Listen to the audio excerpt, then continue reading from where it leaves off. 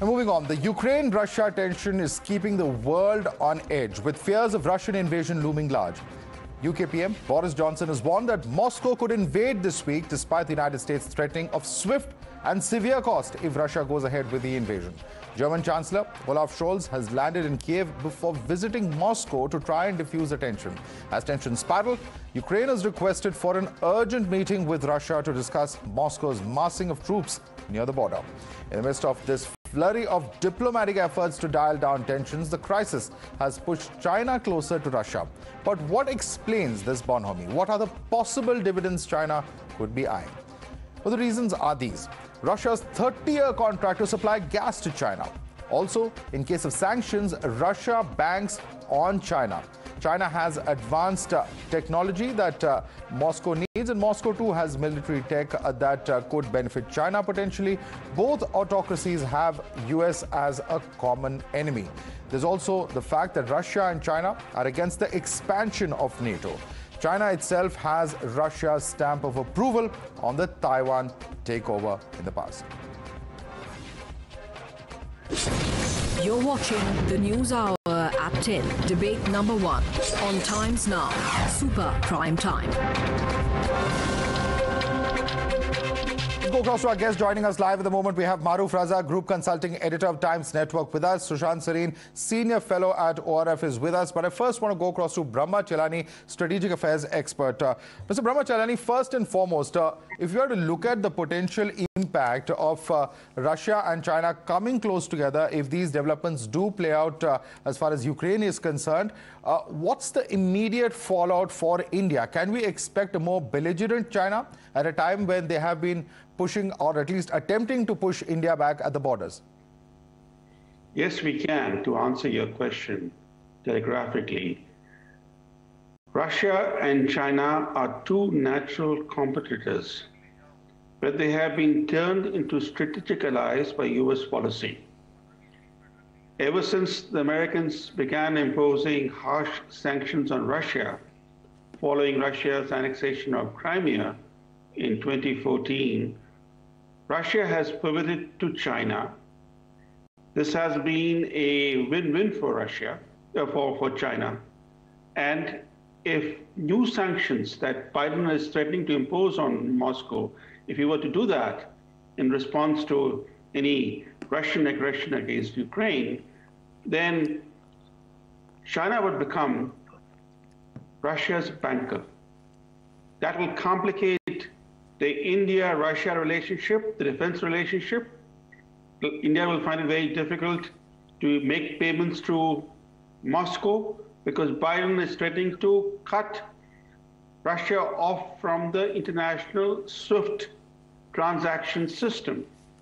So how will India, for example, invest in Russian energy sector in the Russian Far East? How will India buy Russian weapons? How will India pay for them? All this will become a huge issue. Already India is facing CAATSA sanctions threat. Just last week, Indonesia decided not to go ahead with its deal to buy Russian Su-35s, and instead it signed a deal with France to buy the Rafale fighter jet because of the specter of American CAATSA sanctions against it. Right. So any further American sanctions against Moscow will strengthen the Russian-Chinese axis and compound India's security and strategic challenges. Absolutely. In fact, I want to bring in Maruf on this note. Maruf, what happens in a Quad situation now, given that there have been several meetings of Quad that have taken place, intention of all of the 4 countries working closer, particularly as far as diplomatic ties are concerned, is very important. And already we've seen Japan and Australia, who have joined the United States to slam Russia for its military buildup around Ukraine. Now, at a time when India is maintaining its silence on this issue, and even as the United States Secretary of State Antony Blinken shared a podium with S. Jaishankar and argued that Russian invasion of Ukraine would encourage China to step up its military aggression. How long could we keep up this kind of a strategy? And how practical is it? Would it end up pushing us more closer to the US fold? Madhav, as I see it, in the Quad, at this point of time, particularly on the Ukraine issue, India is standing apart because India has interests both with the US and with Russia. The moment we go fully into the American camp on this issue, we will then give reason enough for Russia and China to gang up together. And some of us have been informed that Mr. Putin's short 6-hour visit to India recently, one of the issues that he brought home, the message to Prime Minister, was that you can count on Russia to keep the reins on China in as long as you support us in a way as a sort of mediator or a balancer of issues between India and China. And India would have to then deal with the threat of China, certainly, but there are other issues involved. One is that Russia supplies 39 to 40% of the gas and oil for the East European countries, including even West Europe like Germany. And it's easier said than done because the winter months are still on and Europe cannot live with Russian cutting off of gas supplies, though America has done a deal with Qatar to put in its resources in place for gas for Europe.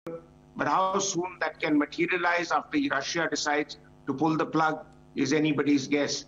The second aspect is what Russia is doing is three things. One is that it's reminding the West that you are not living up to your commitments, either the commitments that were given to Gorbachev at the end of the Cold War, the collapse of the Berlin Wall, when Russia started looking more like a failed state, or at least in the 2017 Berlin conference, where the Americans gave a commitment that they will not expand into East Bloc countries, Ukraine being one of them.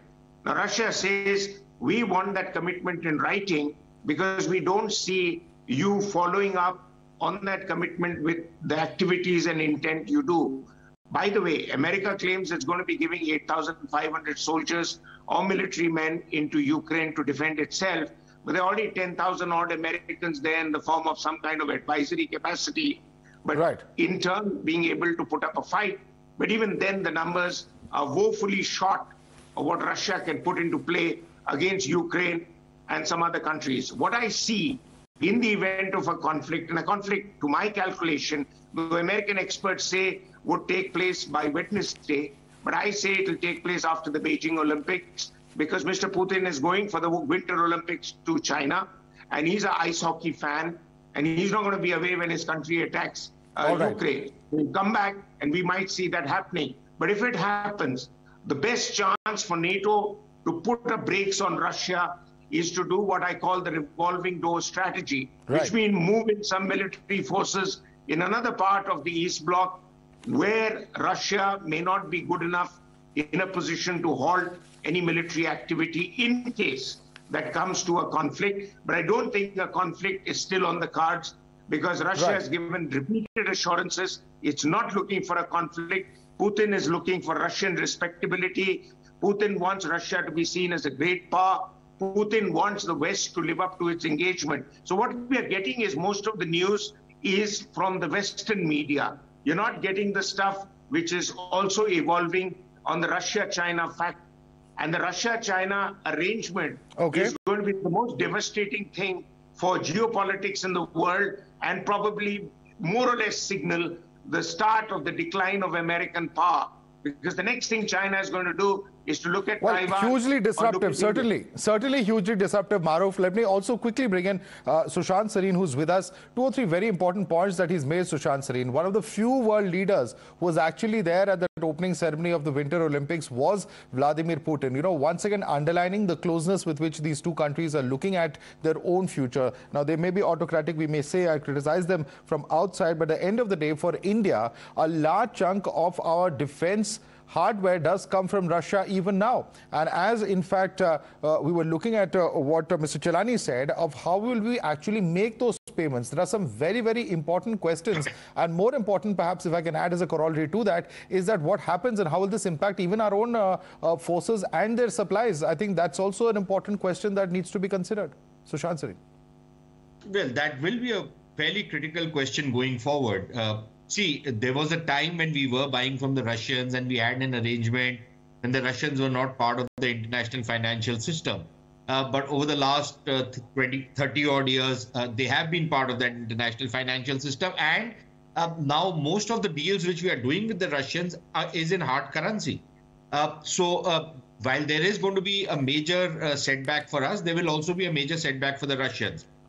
We will have to walk this tightrope. I think that comfortable old system in which we could separate these various relationships which we had, put them in different silos. I don't think that's going to work anymore. So we will require certain deft diplomacy. But yes, the growing Russia-China nexus becomes a nightmare for us. Frankly speaking, strategically, it's kind of bizarre that the Americans, rather than separating the Russians from the Chinese, are actually pushing them together each other. The second aspect of this is that look at this whole crisis in a two-front situation. One is on the European front, one is on the Asian front.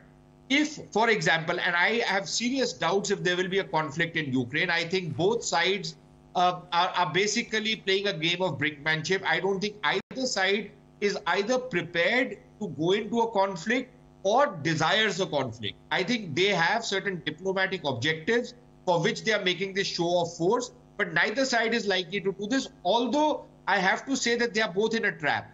The Russians have created a situation where they don't want NATO to enter Ukraine because they fear that this will bring NATO right at their doorstep. But everything they have done has brought the NATO onto their doorstep. NATO, on the other hand, does not want the Russians to come into Ukraine, does not want Russia to take any precipitate action. But everything they have done in Ukraine brings Russia closer to that thing. So it's a little accident prone. But if something was to happen in Europe and it involves the Western countries, especially the Americans in the conflict out there, then what happens in the East, where the Chinese are breathing down Taiwan's neck and threatening, and there is a lot of talk that maybe there could be some action from the Chinese against Taiwan after the Beijing, the Winter Olympics are over.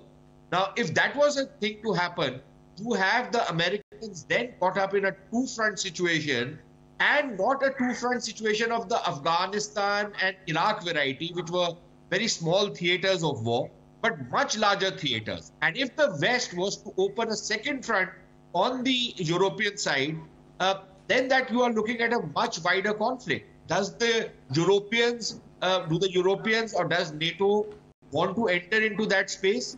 I would have serious doubts, given the fact, the kind of performance that the Europeans put up in Afghanistan. Does anybody seriously think that most of those countries are capable of fighting a war? I have serious doubts. Right. Let me just bring in Brahma Chellaney on that point very quickly. Brahma Chellaney, this is also very significant, isn't it? Disruption, of course, as Maruf said, is something that we're going to see. But, can we really do the tightrope walk like we did in the case of Iran? Now, this will be too big a development for India to actually carry on, is what the previous speaker said, Sushant Sareen said. Do you agree with him on that? First, let's keep in mind that India is already paying enormous costs for the escalation of US-Russian tensions. Oil prices today are at a 7-year high. India's oil import bill has gone up by billions of dollars. India is also a major LNG importer, and gas prices internationally have also gone up thanks to the US-Russian tensions. Now imagine a scenario where Russia invades Ukraine. Because of the fact that international energy supplies are already quite tight, the oil and gas prices will go through the roof. India is one of the world's largest energy importers. Second, India is facing a huge aggression that China is waging quietly since the past 22 months. In fact, we keep focusing on Russia's buildup against Ukraine, forgetting that the world's biggest military buildup today is the one by China against India. We don't even talk about it. How many debates are there on national television in India about the Chinese military buildup against India, both in scale, that is in number of troops, as well as in the type of weapons that the Chinese have deployed against India. This is by far a much bigger military buildup than the Russians have mounted against Ukraine. And Ukraine is not a small little country. It's not a David versus Goliath struggle. Ukraine has Europe's largest military. Ever since Russia annexed Crimea, Right. Ukraine has used conscription to build the largest military in Europe, in addition to having 250,000 soldiers in uniform in regular military. They have something like 150,000 men in militias Right. and civilian defense forces. But the big worry for India should be the strengthening of the China-Russia axis. That will seriously compound India's security challenges. And we should be discussing how we can address the strengthening axis. And unfortunately, the strengthening axis is largely because of American policy, because of the short-sightedness of the Americans in Washington. They do not, they impose sanctions without understanding how those sanctions are going to affect their own interests, both in the short term and in the long term. Absolutely. That's a point that was made by the previous speaker as well. But I just want to quickly pull up on screens a tweet that has been put out by Boris Johnson. I'm now coming to you, Maruf, on this. Boris Johnson has put out on Twitter saying that we're on the edge of a precipice, but there is still time for President Putin to step back. We're urging everybody to engage in dialogue and for the Russian government to avoid what would be a disastrous mistake for Russia. Very important. Pressure coming in from all ends. We've seen several world leaders talk about this, Maruf, but you yourself came out and said that you believe that it will actually happen, even if not in the next 72 hours, as many are predicting. No, sorry, Madhav. I did not say it will actually happen, but I said if it happens, then how I see it panning out. But let me sort of respond to a very important point that Professor Chellaney has made, and my good friend Mr. Sushant Sareen has also made. First is, you see, we must understand that Mr. Biden's foreign policy establishment, by many accounts, seems to be out of its depth. And they have been making assessments and projections to try and kind of find their feet after their disastrous pullout from Afghanistan, as though America can still be a game changer in geopolitics. It has the resources, but I think it lacks the will. Most importantly, the point that Professor Chellaney made, they are going in for strategic overstretch. Historically, it doesn't make sense for any of the great empires or military powers to have taken on a confrontation in two fronts. And we are looking here at 2.5, 3 fronts. One is the Taiwan factor, one is what is built up now in East Europe, and one is always the potential of a Middle East flare-up. Remember, some of the largest naval exercises in the Middle East right now are taking place with the involvement of 60 nations, including American ships and aircraft carriers, obviously humoring the UAE and Saudi Arabia in their ongoing strategic standoff with Iran. But let me take the second point. And the second point is, people don't talk about it. But you know, Russia needs more money. And Russia needs more money to get its development and economic programs in place. How does it get that? It gets that when oil prices are high. So as long as tensions remain high, and Russia makes 30% to 40% more than what it would have made with a sale at $60 a barrel. Now we're looking at $88, $90. It could soon go to $100. Russia makes that extra money to pay back some of the debts that it is internationally indebted to do for the programs that it has implemented, Putin's own economic growth program.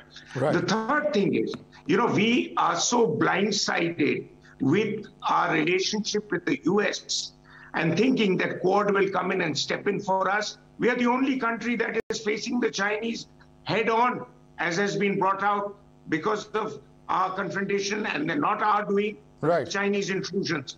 We will not get an assurance, I can guarantee you, of Americans putting any kind of boots on the ground should things become bad to worse with the Chinese. In fact, the Germans have also said that they are not confident that if the Americans will really live up to their promise for NATO. 50% of NATO, I would gather, is divided over whether they want to confront the Russians or not.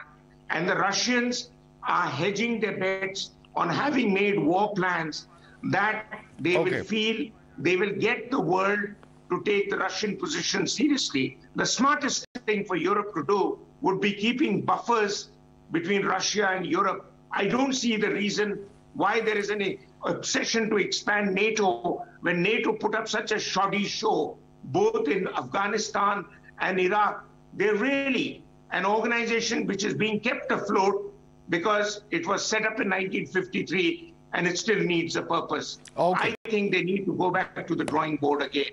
And finally, if Russia, China gather together, believe me, America and even India, as one of his hangers-on now, as Indian foreign policy shows, is going to be in a spot. All right. Very quickly before we wrap up, Sushant, I know this is not strictly your area, but the fact is that people today were very concerned when they saw the markets crash. The economic impact is something that many, are concerned about. At the end of the day, India is just recovering from, what's been happening as far as the 3 waves of COVID is concerned. And at a time like this, if there is more uncertainty, that is certainly going to cause a huge amount of concern for us here in India.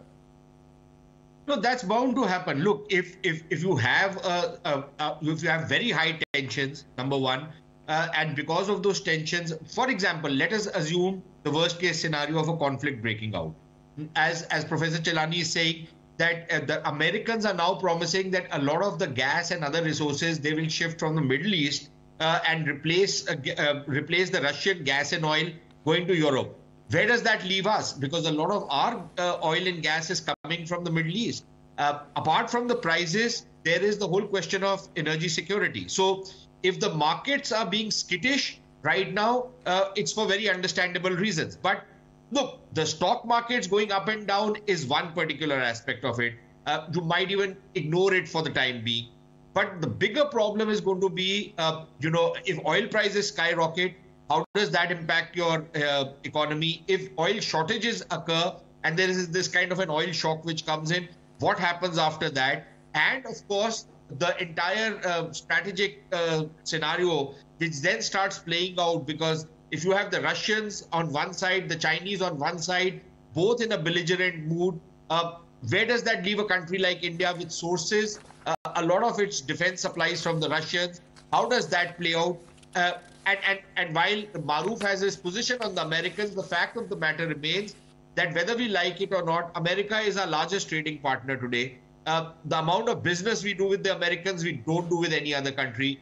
If you add the Americans and their allies in Europe, that is the bulk of our foreign trade. Where does that leave us? Compared to the Russians, what do we do with the Russians? Apart from weapons, what else are we buying from the Russians? So I think there are serious issues which are going to come to us. And frankly, I think one thing we have been somewhat remiss on since this whole Galwan thing broke out and the Chinese belligerence on our border started is that entire thing that we were planning to do of starting to decoupling our economy from the Chinese. Where is that? The latest data suggests that we are actually buying very important more questions from the indeed. Chinese than what we were buying 2 years back. Well, so absolutely. clearly, that's a big problem.